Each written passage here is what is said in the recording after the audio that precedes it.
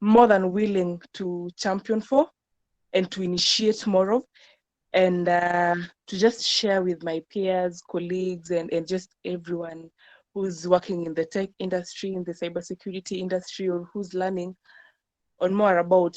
Yeah, so I'm more than delighted that we're here, and I hope that by the end of this session, we shall have learned a little bit on how we can better care for our mental health and prevent burnouts. Yeah, so just a brief of my mental health struggle story. So like around May this year, I developed a panic attack out of nowhere. I was part of this cybersecurity program. I was just getting into cybersecurity, and I was part of this training program, Cyber Girls. And someday I'm going to the shops, and then I just get a panic attack. My heart just starts racing, and out of nowhere I panic. I'm like, oh my god, I'm going to die. And then I pause the journey. I go back to the house and sleep.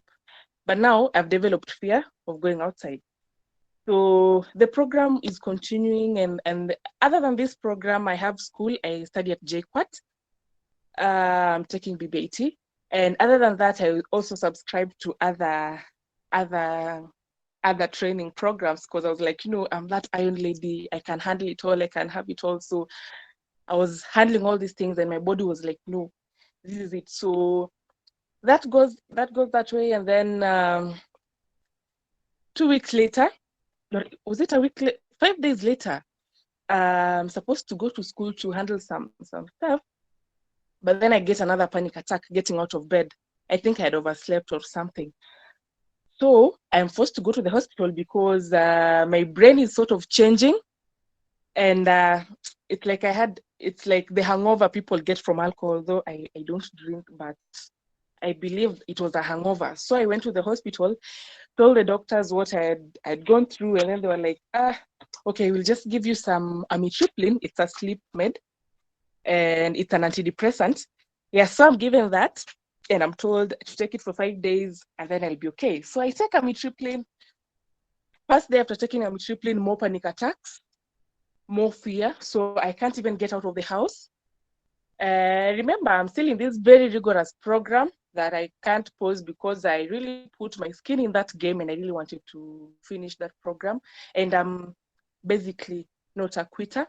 But at some point, I was like, what am I doing with my life? Like, why am I even struggling? So that goes that way. 3 days later, I stopped that med because, well, I'm this sort of curious mind.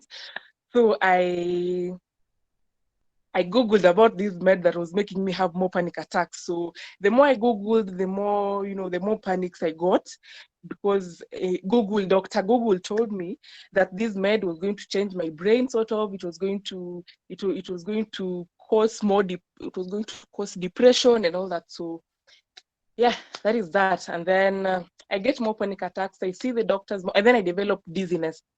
This dizziness that you'll sleep for as long as you can, but you wake up and you're dizzy, and the world just looks different. It's like you're in a whole different world. And then I developed, what do I call it, dissociation. I'd be outside in the world, and I'm like, what? Like, it's like you're there but you're not there. Yeah, so more doctors visits. I'm sent to different hospitals because I'm like, you know what, it's this meds that I took that changed the structure of my brain. So more doctors, hospitals. I go to a psychiatrist. I see a psychiatrist. A very good doctor friend of mine suggests that I see a psychiatrist. I see a psychiatrist, and the psychiatrist puts me on another antidepressant that also has anti-anxiety meds. And then I'm also put on a beta blocker. Beta blocker is sort of pressure bloods, because now I was getting more panic attacks, these heart palpitations. So yeah, that happens. This antidepressant I was put on further damages my brain. I didn't put a disclaimer. The opinion I'm giving here is from a practical standpoint. It is from my own experience, and it's not to be taken as a clinical advice. So if somebody is going through mental health challenges, I'd advise you do therapy. But yeah, so I'll continue with my story. So I see this, the psychiatrist gives me this antidepressant and this beta blocker. So I take them for some time, and my dizziness is just getting worse. I am getting more depressed because I'm like, what the is happening to me? I mean, why is life, and then I start questioning my purpose in life. I start questioning the meaning of things in life, because you're out there, you're looking at people do things, and you're like, what's the point? We're all going to die anyway. I wasn't that suicidal yet, but I was really questioning life a lot. Yeah, so I finished the antidepressant 3 weeks.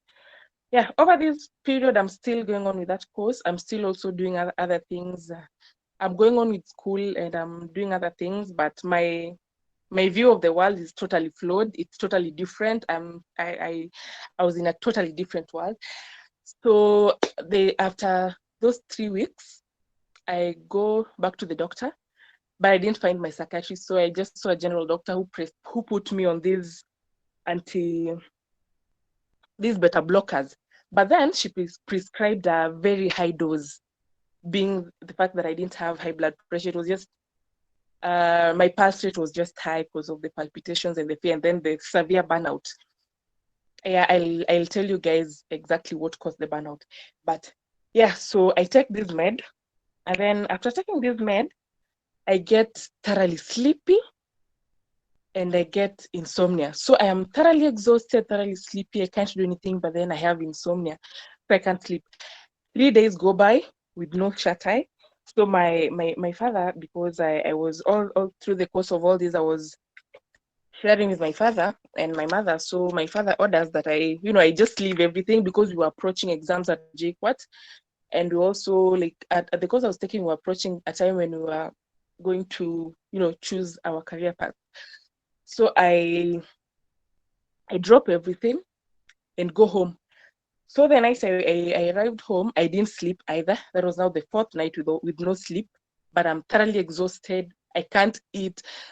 And yeah, so the next day, my parents were going for a burial. We had lost a cousin, a very young boy. And that further depressed me because I was like, no, I'm going to die as well. And that is going to put my parents in another stressful condition. But then my father rushes me to hospital in the morning.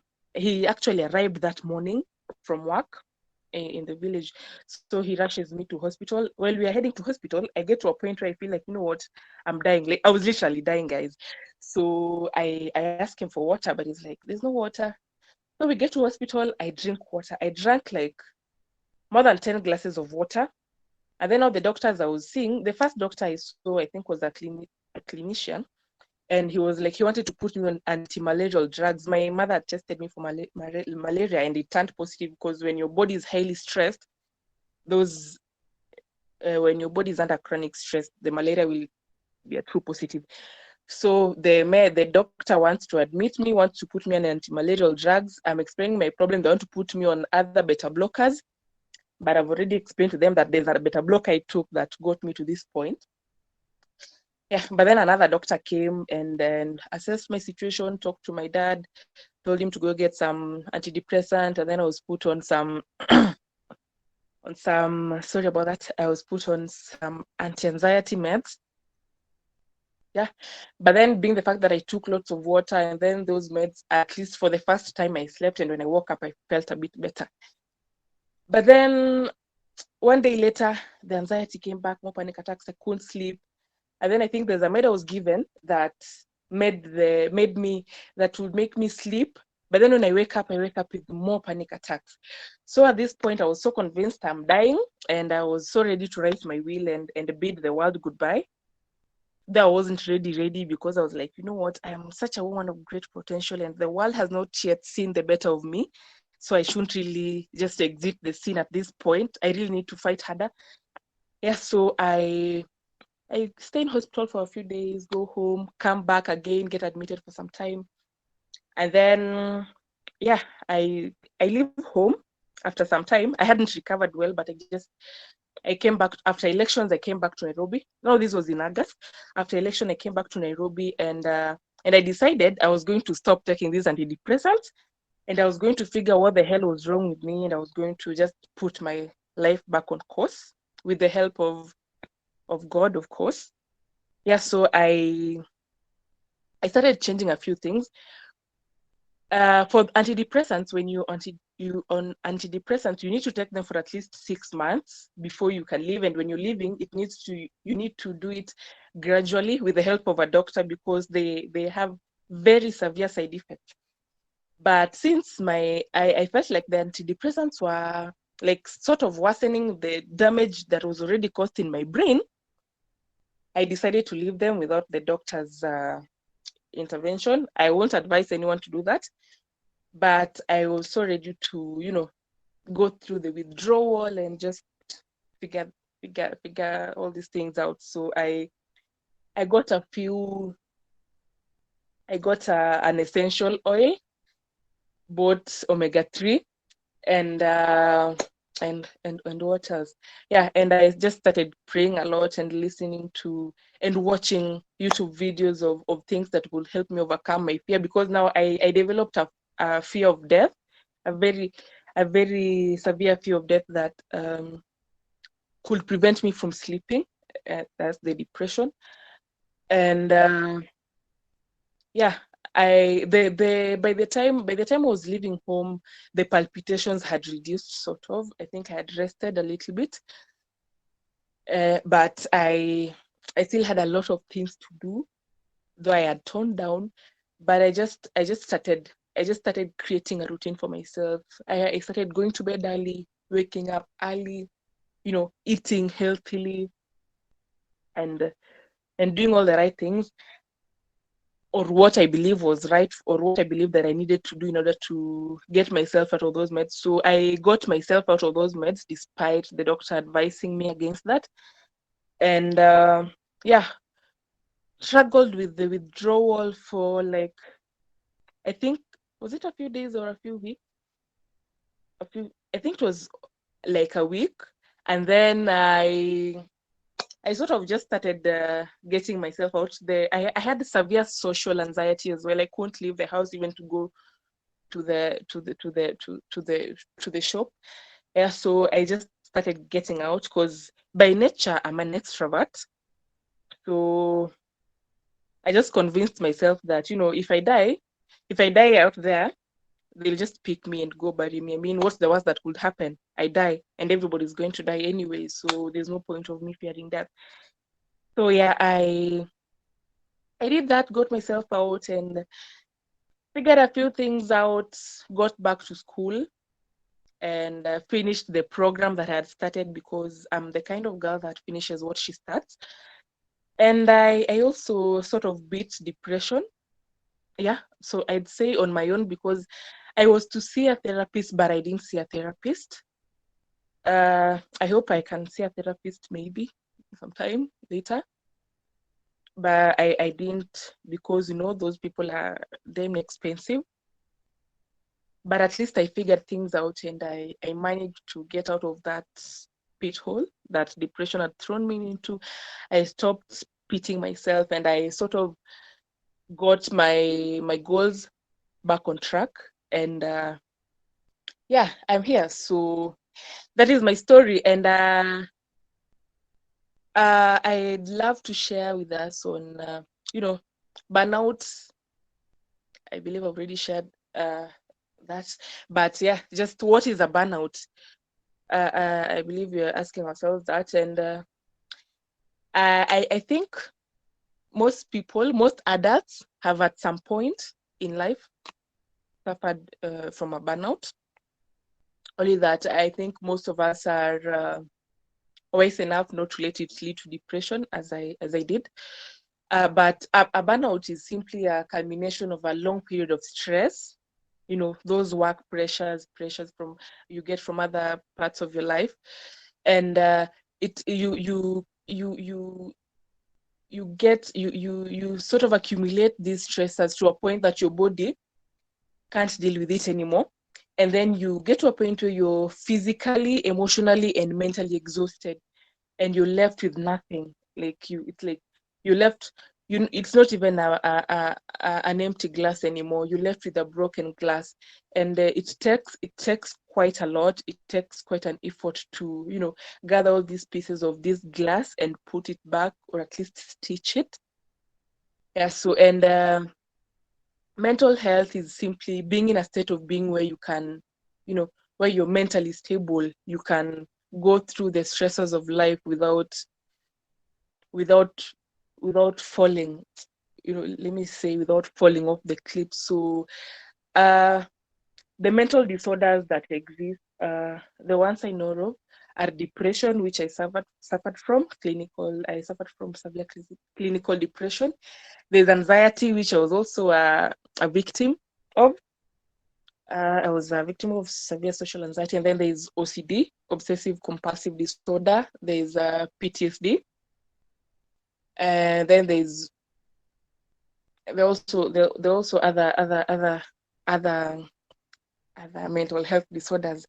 Yeah. But what caused what causes burnout, or what caused burnout for me, was poor sleep. I'd go to bed at midnight and wake up by 5 or 4 on a daily basis, because a girl had goals to chase,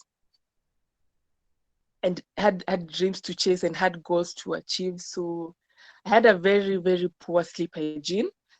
And I also took on more than I could handle. So another cause of burnout is taking on more than you can handle.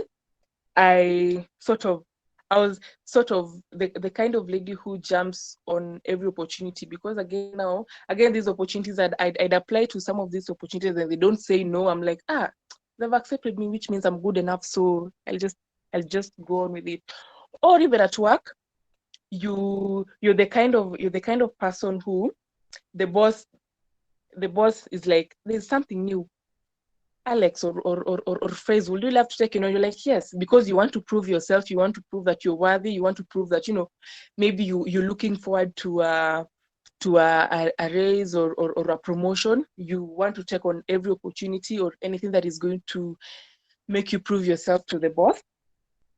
Yeah, so taking on more than you can handle, lack of rest, and rest could be even sitting down to watch a movie, going out in nature, and all that. Yeah, so failing to do that for yourself will lead you to burnout. Constant stress and pressures from work and life. I think I was in a constant mode of stress, where you know you're in these every one of these things, the cybersecurity classes, the JQuat classes, and every other thing that I was doing had its deadlines, and I'm trying to meet deadlines. And I am when you under this much pressure, you start procrastinating. And yeah, it got me to a point where the body was like, no, we can't just handle this anymore. So another thing that could lead to my burnout, I think those are the major causes of burnout. So things that we can do to prevent ourselves from burnouts, before I get to what I did to, at least get myself out of all that. So things that we can do: exercising regularly. Uh, when you move your body, because for us, most of us working in IT or in cybersecurity, we're mostly glued to our desktops or our computers, and you hardly get time to stretch. Or maybe by the time you're leaving work, you're going home and you're thoroughly exhausted. You just want to sleep, and you just want to eat and get some rest. But you hardly work out, you hardly move your body, which is I think is a bad thing. We need to exercise. And good sleeping hygiene. Man, I cannot emphasize the importance of good sleeping hygiene. I mean, sleep is very important for the brain, because it's while you sleep that your brain releases toxins. It's while you sleep that your brain, that the memory parts of your brain is sort of, it's that your brain processes the things that you've handled through the day. And your brain also needs rest, though I think the brain barely rests. But yeah, when the other parts of the body is asleep, the brain can at least work out every other thing. So at least we should strive. I know it's very difficult. Maintaining a good sleep hygiene is very difficult for people, especially in cybersecurity, because we have night shifts, day shifts, and it's a cycle that continues.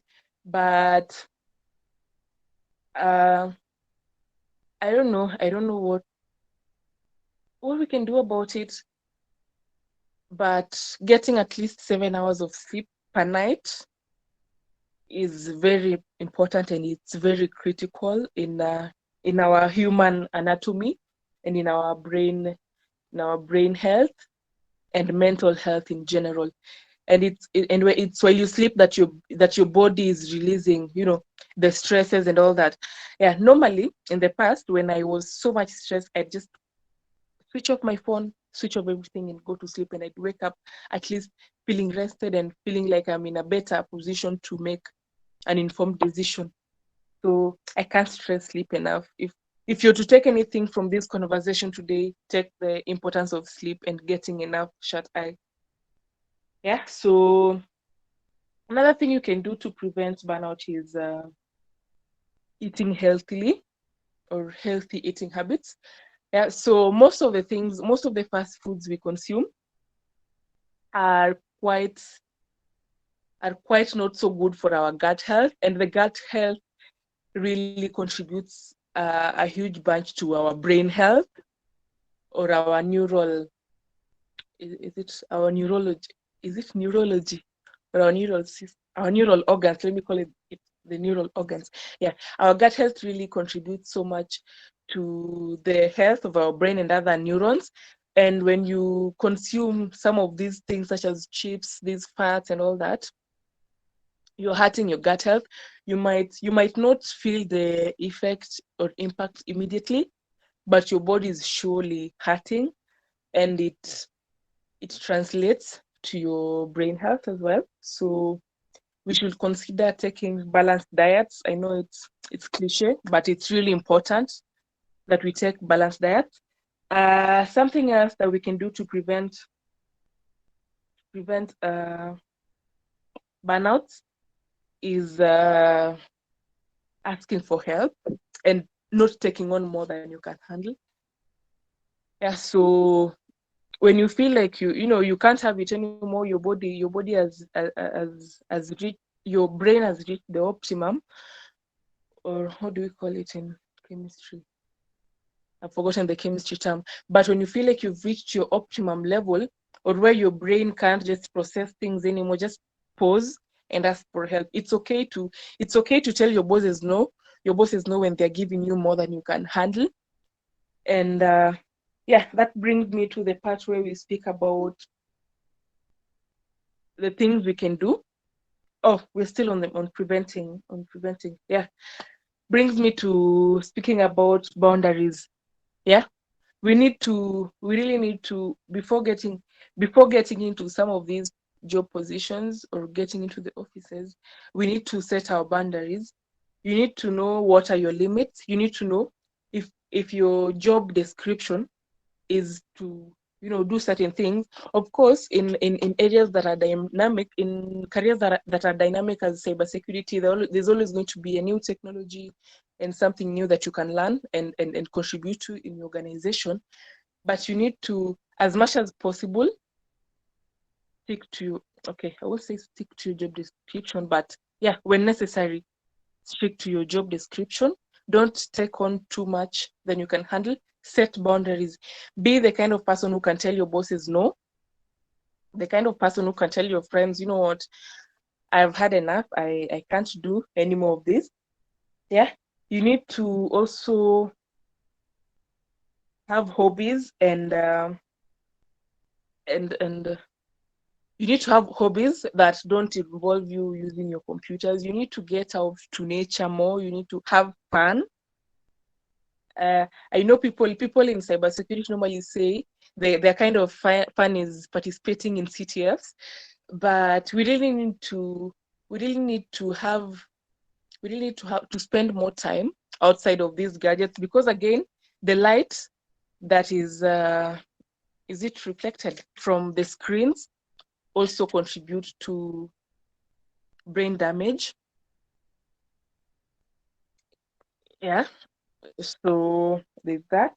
We need to, you also once you get to a point where you're getting burnt out, you need to reduce on alcohol. I know most people when they're stressed, they go to alcohol because you feel like alcohol, I'm sorry if that is sort of offending certain people, but alcohol also contributes so much to depression because it sort of damages your brain as well, and gets you to a point where you start depending on it, and just a little stressor, because we can't say life is going to be entirely, or life is entirely uh, out of stressors.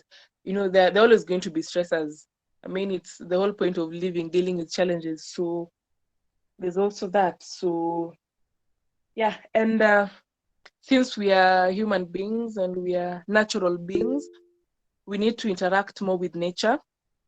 Being that we're people who mostly work around computers, we really need to get out and interact more with nature. So with that, and sorry I didn't share this before talking about how to prevent them, but how can you know that you're having a burnout? One is you're mostly exhausted.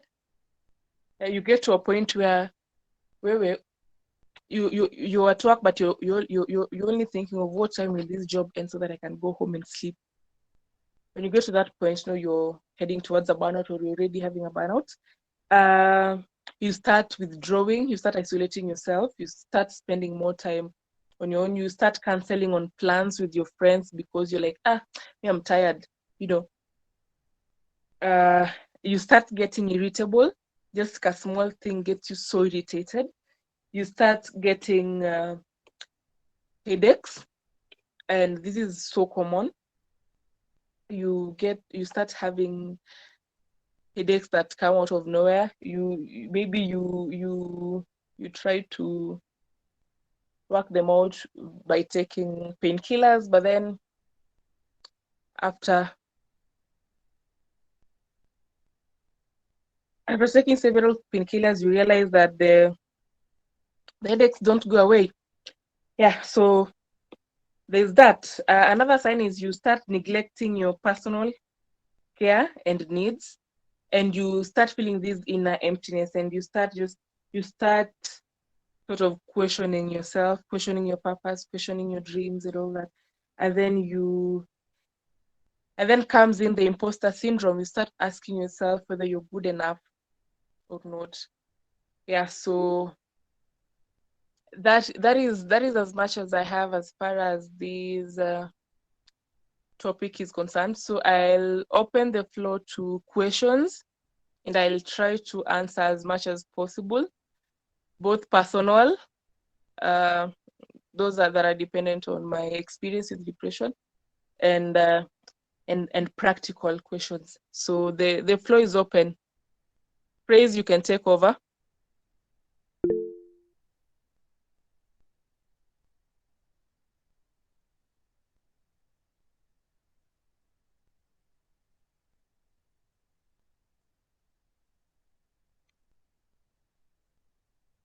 Yeah, somebody has said that imposter syndrome is the max tip of it all, of burnout. Yes, hell yeah. You start asking yourself whether you're good enough, and you start asking yourself whether cybersecurity is really it for you, or whether you should change careers, or whether you should just drop everything and go to the village and go be a farmer. I I almost dropped out, though I didn't, but I almost dropped out because of that imposter syndrome. I was like, why is this happening to me? And maybe I'm just not good enough. Yeah, so that is very true. And if I've seen another comment here. John Collins says he needs help. yeah, if you feel like you know things are getting a little bit out of hand, you can talk to a friend or you can talk to a therapist. I tried a counselor myself, but I felt like it wasn't it didn't really work. It really didn't work. Uh, it didn't work out for me, so I decided to sort of do it on my own. Though I really had the support of my family and a few friends. So yeah, depression will take you to a place where you just can't get out of yourself on your own. But then again, you'll also feel like nobody understands you. You'll also feel like, no matter how hard you try to explain to people your experience or what is going on in your head, what you're thinking, you feel like they don't understand because people will be like, you know what, you're just stressed. Ebu acha stress. Stop stressing yourself. What is stressing you so that we help you? Is it money so that we give you money? Or is it a boyfriend stressing you so that we talk to the man? Or I was asked all those sort of questions. So it's really hard getting somebody who understands. And just last week, I was interacting with some students from JQuat who've been hospitalized for 1 week, for 1 month, actually. No, is it almost 2 months for depression and anxiety? And it's almost the same thing. Nobody understands. Nobody understands. Or those who understand, maybe you don't know who can understand. So yeah, there's that. But you can talk to friends, talk to people who are more open, and who are more open, talk about these conversations. John Collins says, I spend 20 hours a day on screen, but I love it. Guess I got used to it. Well, man, I think you need to take at least 2 hours break. If you can't get off those computers for the 20 hours, take at least a few hours of break to stretch your legs, eat good food, healthy food. And once in a while, maybe once a week, just switch off the computers and go offline, switch off your phone, switch off your, the world won't end because you're not online. The attacks will always be there, whether you die or not. And, we don't want to lose you at a young age. So you need to minimize your screen time. Collins, is passing out a sign of burnout? Yes, it is, Rose. Did I pass out? No. I think I just prevented myself from passing out. But yeah, it can be a sign of burnout and depression. George says, nice talk. Thank you, George. Rose says, well, for real, the understanding part here. It was very hard. It still is very hard to get people who understand what depression is, because even the doctors themselves, I think when I went to the counselor and I was explaining to her what my problem was, I felt like she wasn't understanding. She was like, just go to the psychiatrist, tell her a problem, akupe dawa, or if it's this, go do this. Burnout is not the kind of thing where somebody will tell you, go do this, and then it's boom, it's sorted. No, it doesn't work that way. Yeah, it really needs somebody who's going to hold your hand when you're in sort of fear. Like I really feared death. I really feared even sleeping. I couldn't even sleep because I was like, what if I die? Yeah, so you really need somebody who's not going to think you're being childish. Yeah, so there's that. PTSD advice on how you can go about this, and what are the tells that you have burnout. 20 hours computer 4 hours break. PTSD. So for post trauma and something disorder? Yeah, for that, therapy could help. That is Chris. For PTSD, therapy could help. And also just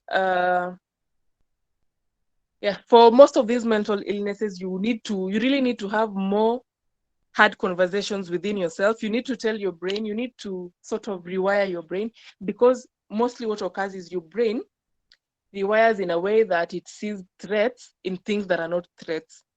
So that is, so in a case for PTSD, you get to, you maybe you have triggers, things that remind you of the trauma you went through, or you try to avoid certain things. But for PTSD, one thing you can do, you can try to push yourself. You can try to push yourself to face your triggers.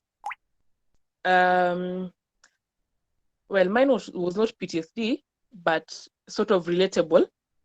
For the social anxiety, I started getting out, and I'd push myself. I'd go feel weird, but then go out more and more. And then suddenly it was no longer a threat. My brain was like, this is not a threat. So you can do that. What else? Yeah, and therapy. Therapists, if you get a good one, I believe they're here to help us, and they are well trained for this kind of conversations. Yeah, therapists can also help, and also meds. I think the antidepressants, though, from my standpoint, I am definitely not pro antidepressants. Man, those things damaged my brain. I am yet to recover 100%, by the way, because I got depression like 6 months ago. I was diagnosed 4 months ago. So I stopped the meds in August.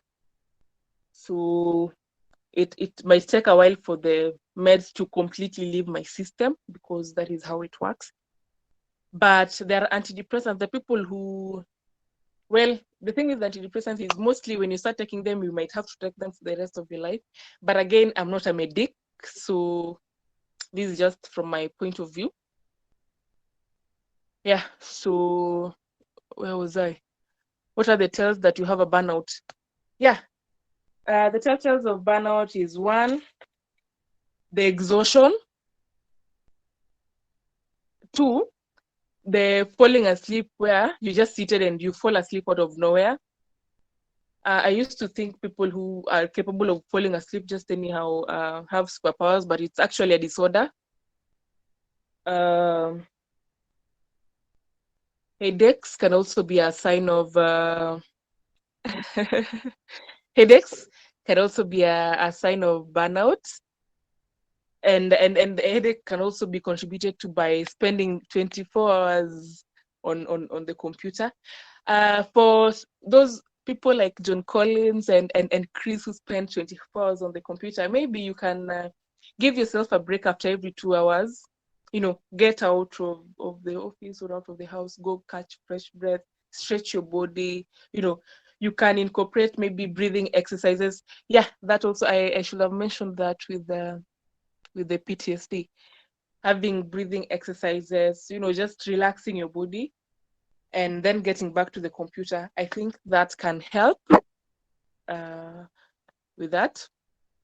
Another telltale of having a burnout is now the irritability and imposter syndrome. You start asking yourself, why am I even doing this? Like, is it even worth it?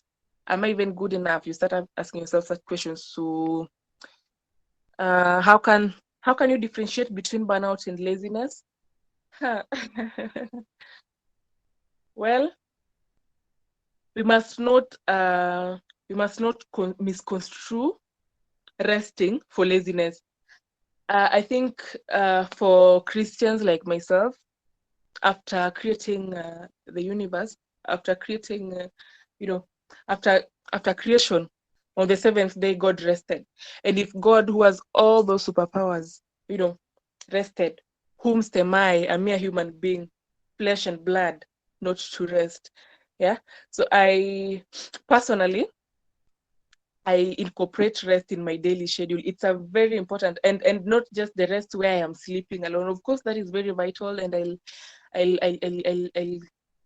say that again. We need more than 7 hours of sleep, not less than 7 hours of sleep. You might not feel the impact of sleep deprivation immediately, but it will take you ages. It will take you forever to really recover from sleep deprivation. So differentiating between a burnout and laziness.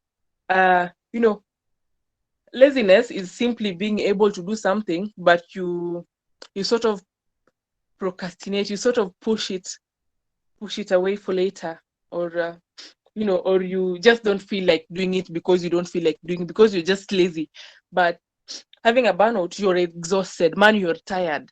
I think it's the exhaustion, mental, physical, emotional, that differentiates laziness and burnout. I think I hope that answers that question. Um, but is there also a freeze state? Hmm.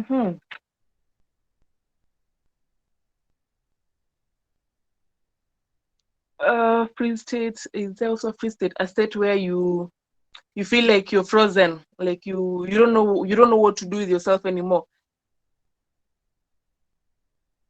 Yeah. Yeah, that is true. Uh, that is part that lead part of the should I call it a cycle that leads to burnout. But yeah, you can also get to a point where you don't know what to do. You just you're just there. You don't even understand yourself. You don't even know who you are anymore. So one can also get there. So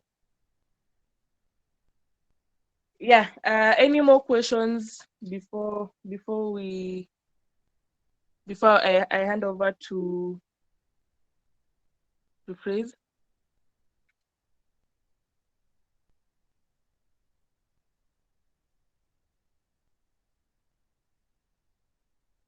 The little writer is saying, how do I stay motivated? Well, for me, as I am recovering, uh, I have goals that I have clearly stated out, and I sort of develop a vision board for myself. And when I feel like my juices are running low, I rest. First of all, the first thing I'll do is rest. But then I'll remind myself of what the goal is. But something that happens for me is when I normally like waking up at 5 a.m. When I wake up past 8 a.m., that day is going to be a very terrible day for me, and I won't have any motivation whatsoever unless a miracle happens. So by waking up early, I my routine normally is I wake up at 5, have some time with God, because I realize again we are spiritual beings, and for us to be in a proper mental state, we need to be in tune with our spiritual selves, or our higher self, whatever that may mean to you, the God, or your higher self, or anything. Yeah, so when I wake up in the morning, I love being in tune with my higher self and with God. So I pray, you know, write down my goals for the day. I used to allocate time slots for everything I want to do, but nowadays I tend to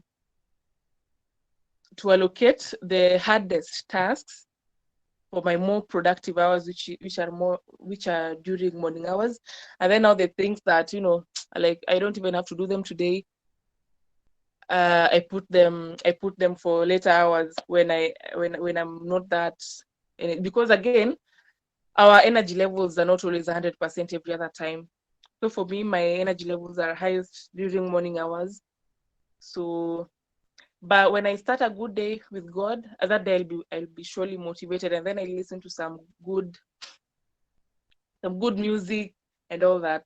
Yeah. So despite the challenges, because and then I wake up knowing very well that each and every day is going to come with its challenges, and I tell myself whatever the challenges may be, I'm able to tackle them through Christ who strengthens me. So yeah, there's that.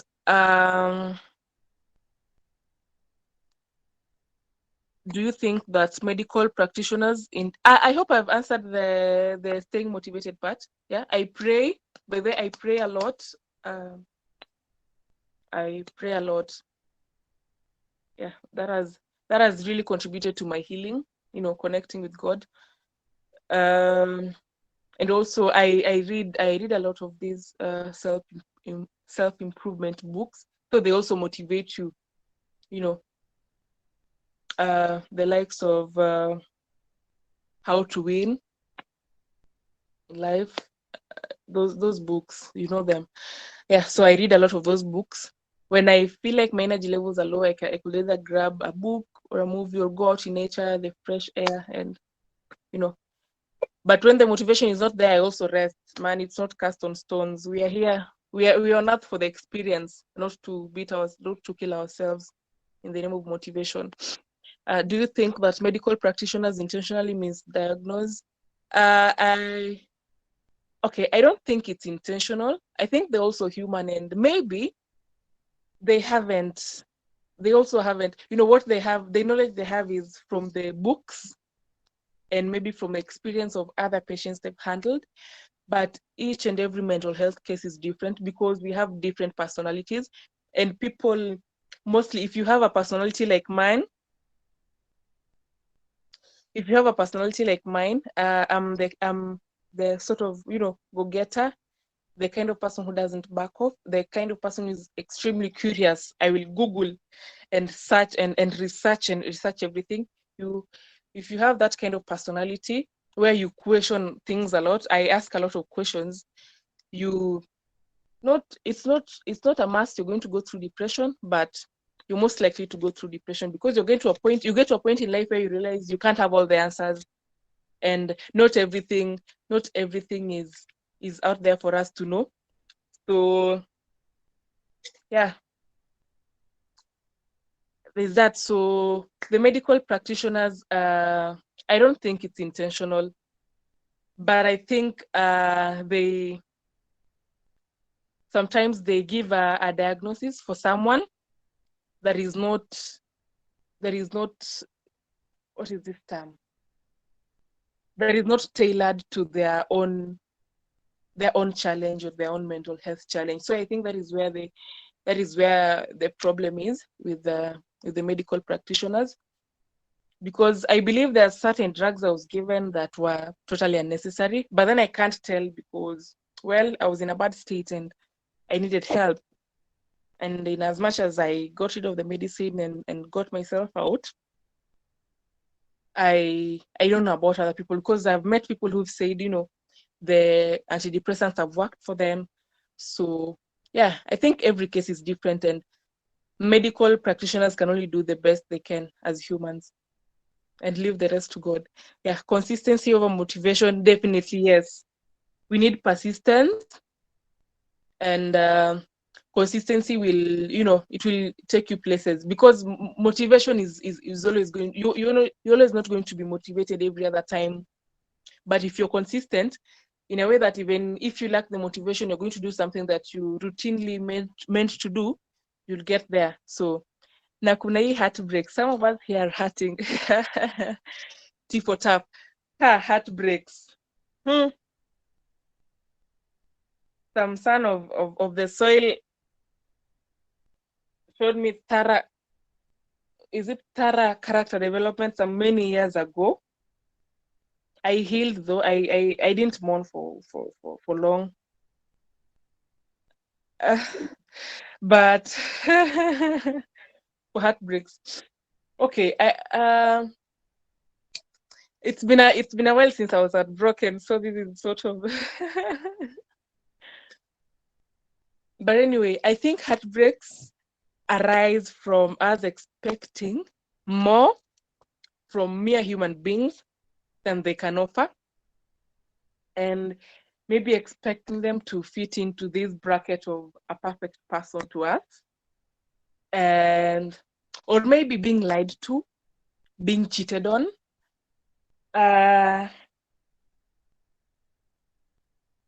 But how do people deal with heartbreaks and character development? Okay, for me, okay, I haven't CJ developed your character in a long while. I think I got to a point. I got to a point in life where I decided to focus more on me and what I have to offer than, of course, the other party has to offer something. That son of the soil has to offer something as well, because relationships are two ways. Man, I am fumbling on this topic. I really I'm really not I'm really not so good with heartbreaks. But what I can advise in handling heartbreaks is one, you really need to have your, your bare minimums. What is your bare minimums? What is the line? What is the line for you? What is the kind of line where mtu akicross, it's it and it's over, yeah. So I do that in my relationship. I have those lines and boundaries that you discuss with your partner uh before you get in the game, or while you're in the game. You just discuss them. You tell them, if they do something wrong, because again, they're not perfect and you're not perfect. I wouldn't say that in all the relationships I ever had. I won't say that in all the relationship I ever had, I wasn't toxic at some point. Man, I was toxic. I look back sometimes and I just laugh. So you set those boundaries, and they also give you their boundaries, because none of us is perfect, and you try to understand each other. When somebody gets to a point where they repeatedly, you know trample upon your boundaries, you just call it quits. I mean, it's not cast on stones. And I know calling it quits is also a bit hard once you've had this connection with someone, and we are 3 minutes past time, and you've invested emotionally, maybe you've invested financially, you've invested you've invested mentally. I think it's really hard, but sometimes we really need to be grown-ups and realize that we came into this earth alone, and we're going to live alone, and some of these stressors we put upon ourselves are not worth it. you know stressing over your stressing over stressing stressing over your partner doing things which you have repeatedly told them not to do, and or you've repeatedly told them hurts you, is not going to help. So for heartbreak, um I don't know. If you I don't think I don't think there's someone who can't live without somebody. I don't think somebody can just wake up and claim, you know what, me, I can't live without this boy. Man, you were living before that boy or that woman or that man came into your life. So you can't say you can't live without them. But man, as somebody has put it, mambo ya roho ni ngumu. Yeah, things, matters of the heart. It's only the wearers of the shoes that know where it best hurts. So yeah, but no, my advice in this regard is simply have your boundaries, and clearly women, don't expect men to read your minds. Don't expect a man to do something for you that you haven't told them to. Tell them your expectations. If you have expectations of your partner, share it with them. Yeah, so that when they break that boundary, you can easily tell them, we talked about it and this and this and that. But if it gets to a point where you're breaking up, or somebody's leaving you because they found somebody because they found somebody better, I mean, it's okay. Maybe you're not meant to be.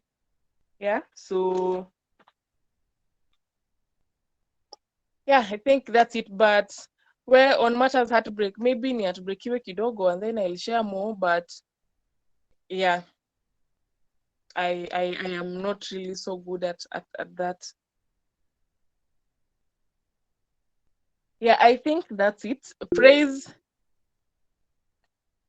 Or somebody says computers never heartbreak.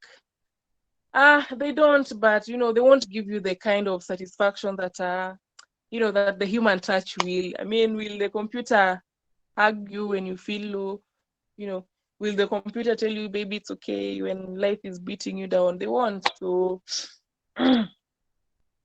yeah, I believe we need each other. We need partners. I mean, men were not born to be alone, neither were women. We're meant to be with partners, but it needs to be in a respectable way. We need to respect each other's boundaries, and that way we can avoid some of these frictions. But even when the frictions come, we can just talk them out if it's possible. Yeah.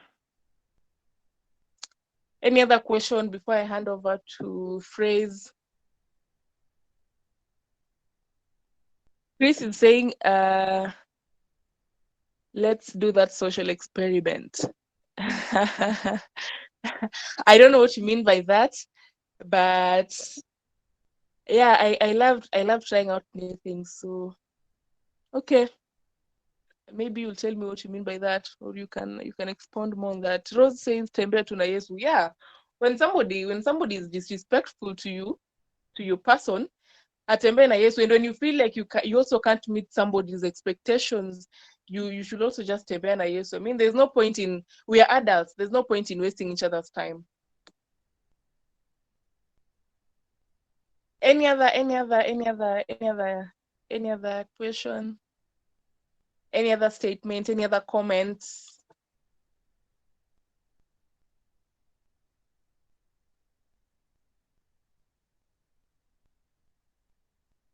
So that we get experience in this domain. Yeah, no, I don't want to be heartbroken. I don't want to. I have never really experienced that much heartbreak. I think there's only one guy who ever left me, but he left me because, I hope he's not here. He left me because what he said was he was not good enough. I don't understand what that.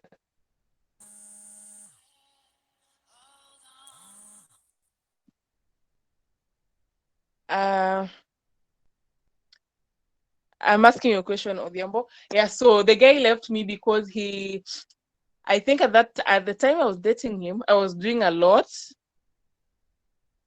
and he felt like I was more of a threat. He told me I deserved better guys. So, well, yeah, I appreciate the fact that he left me to go for better. Um, Eric says great session. Thank you. Rose said thank you for sharing your stories. And thank you, Rose. Thank you, Chris. Have you found a balance with work and relationships? Yes, I have. I am more intentional with the things I do. For me, work is work and play is play. When I'm in school and I am in it.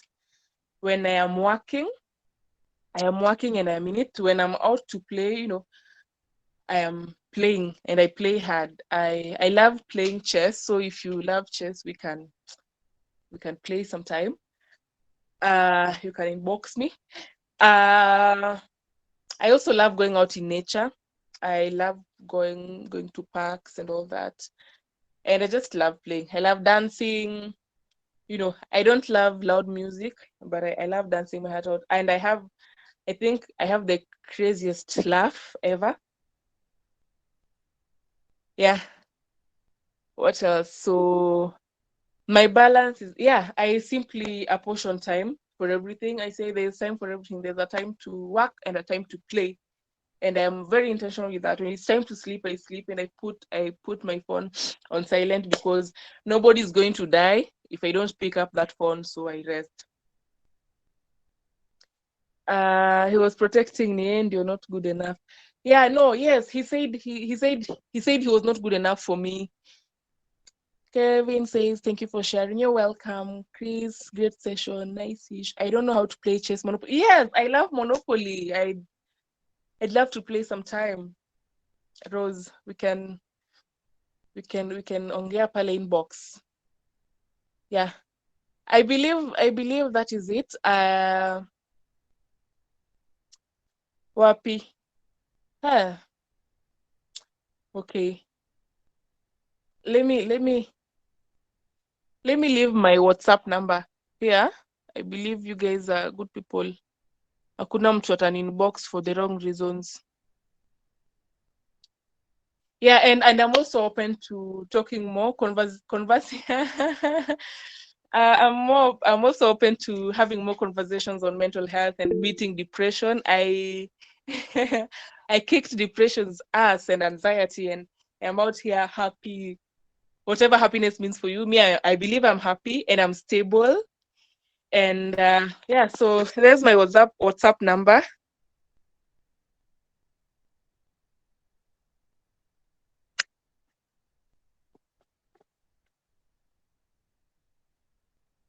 Yeah, there's my WhatsApp number. Uh, Rose, nishatuma number, utani-inbox too. Wrong reasons. The wrong reasons are the reasons why Indians inbox African ladies. You know the reasons. So yeah, those are the wrong reasons I'm talking about. Yeah, that is it. You don't. Ah, Chris.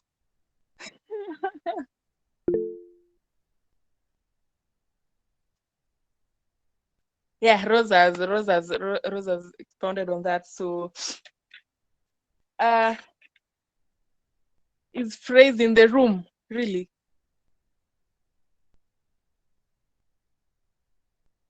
Mm. Praise dropped out.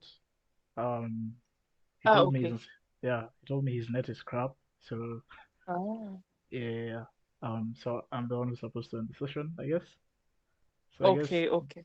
yeah, that was a great session.